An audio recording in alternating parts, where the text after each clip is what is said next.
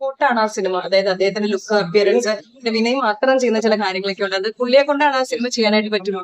ഹൃദയഹാരിയായ ഒരു സിനിമ, നന്നായിട്ട് കോമഡി ഒക്കെ ഉണ്ട്, എന്നാൽ സിറ്റുവേഷണൽ ആണ്, അല്ലാതെ സ്ലാപ്സ്റ്റിക് പോലെ അതിന് വേണ്ടി വെക്കുന്നതല്ല.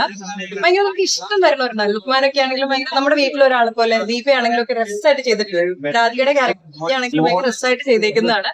ശരിക്കും നല്ലൊരു സിനിമ. നമ്മൾ ആവേശം കഴിഞ്ഞ് ഇറങ്ങുന്ന സിനിമകളിലേക്ക് വരുമ്പോൾ എനിക്ക് ഭയങ്കര ഇഷ്ടമായിട്ടുള്ള സിനിമയാണ്.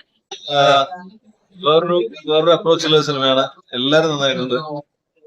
ഗോപീസും തന്നെ മ്യൂസിക് നന്നായിട്ടുണ്ട്. അതുപോലെ എല്ലാവരും ഫോട്ടോയിട്ടം കലക്കി. സണ്ണി, രാധിക, ദീപ എല്ലാവരും നന്നായിട്ടുണ്ട്. നല്ല കുറെ ഫാമിലി ഓഡിയൻസിനൊക്കെ ഇഷ്ടപ്പെടുന്ന മൂവി ഇഷ്ടപ്പെടും. ഇഷ്ടപ്പെടും, കുട്ടികൾക്കും എല്ലാം ഇഷ്ടപ്പെടും.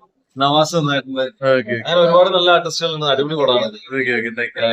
പഴയ ഒരു സിനിമയൊക്കെ നമ്മള് കരുണാവൃത വിശേഷങ്ങളും അതേപോലെ പോലത്തെ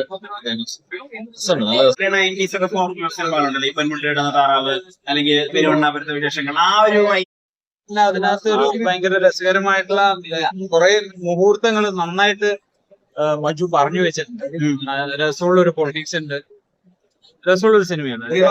പറഞ്ഞ പോലെ ഏത് പരീക്ഷണവും സ്വീകരിക്കാവുന്ന ഒരു അവസ്ഥയാണല്ലോ ഇപ്പൊ മലയാളികളത്. ആ വിധത്തിൽ കൊള്ളാവുന്ന ഒരു പരീക്ഷണം തന്നെയായിട്ടാണോ ഫീൽ ചെയ്തത്? പ്രേക്ഷകരാണ് പറയേണ്ടത്. എനിക്ക് പേഴ്സണൽ വാച്ചിൽ എനിക്ക് ഭയങ്കരമായിട്ട് ഇഷ്ടമായി. എസ്പെഷ്യലി ഓൾ ദി ആക്ടേഴ്സ്, വിനയേട്ടൻ, പിന്നെ സണ്ണി ചേട്ടൻ, എല്ലാവരും നന്നായിട്ട് ചെയ്തിട്ടുണ്ട്. ബാക്കി ഓരോ ക്യാരക്ടേഴ്സ് കേട്ടോ അടിപൊളിയായിട്ടുണ്ട്. എനിക്കത് ഭയങ്കര സർപ്രൈസിംഗ് ആയിരുന്നു ഇങ്ങനത്തെ ഒരു പരിപാടി.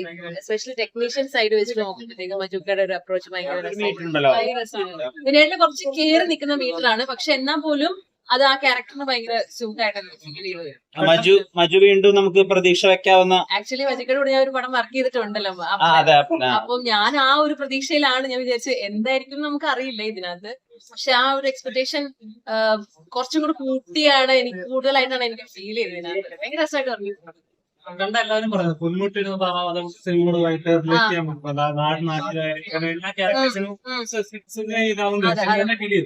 അതെ അതെ, ആ നാട്ടിലേക്ക് നമ്മൾ ചെല്ലുന്ന പോലത്തെ ഒരു ശരിയാണ് പറഞ്ഞത്.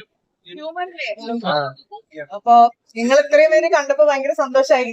തിയേറ്ററിൽ നിങ്ങൾ നമ്മുടെ ചെറിയ ചെറിയ കോമഡിക്കൊക്കെ നിങ്ങൾ ഒരുപാട് സന്തോഷിച്ച് ചിരിച്ചപ്പോഴും കൈയടിച്ചപ്പോഴും ഒക്കെ ഭയങ്കര ഒരു എനർജി തന്നിരുന്നു. അപ്പോഴാണ് നമുക്ക് ആക്ച്വലി ഒരു സമാധാനമായത്. കാരണം ഞങ്ങൾ ആർട്ടിസ്റ്റുകളടക്കം ഇന്നാണ് സിനിമ ഫുള്ളായിട്ട് കാണുന്നത്. ഇടയിലിടയിൽ ചെറിയ പാച്ച് വർക്കിന്റെ സമയത്ത് കണ്ടതല്ലാതെ ത്രൂ ഔട്ട് ഈ സിനിമ ഞങ്ങളും ഇന്നാ കാണുന്നത്. അപ്പൊ ഞങ്ങൾക്കും ഒരു ടെൻഷൻ ഉണ്ടായിരുന്നു നിങ്ങൾക്ക് ഇഷ്ടപ്പെടുമോ എന്നൊക്കെ. പക്ഷെ ഇഷ്ടപ്പെട്ടപ്പോ ഭയങ്കര സന്തോഷമായി. ഇനി എല്ലാരോടും കാണാൻ പറയില്ലേ? 10-ാം തീയതിയാണ് സിനിമ ഇറങ്ങുക. അപ്പൊ ഫ്രണ്ട്സിനോടും ഫാമിലിയോടും ഒക്കെ കാണാൻ പറയാ. ഫാമിലിക്കൊക്കെ ഇഷ്ടാവും. ഹ്യൂമർ ആണ്. പിന്നെ ഒരു ഡിഫറെന്റ് പാറ്റേണിൽ ചെയ്തിട്ടുള്ള ഒരു സിനിമയാണ്. മൈച്ചേട്ടന്റെ അപ്പനിലൂടെയാണ് ഞാൻ വരുന്നത്. അപ്പൊ അപ്പൻ ചെയ്തൊരു ഡയറക്ടറാണ് ഇങ്ങനെ ഒരു കോമഡി സിനിമ ചെയ്യണു എന്നുള്ളത് കാണുമ്പോൾ നമുക്ക് തന്നെ ഭയങ്കര ഒരു അത്ഭുതമാണ്. അത്രയും എഫേർട്ട് ഇട്ടിട്ടുണ്ട് ഇത്രയും നന്നാക്കി എടുക്കാനായിട്ട്. അപ്പൊ എല്ലാരും വരിക, കൂടുതൽ സപ്പോർട്ട് ചെയ്യുക. സോ 10-ാം തീയതി എല്ലാരും തിയേറ്ററിൽ വെച്ച് കാണാം.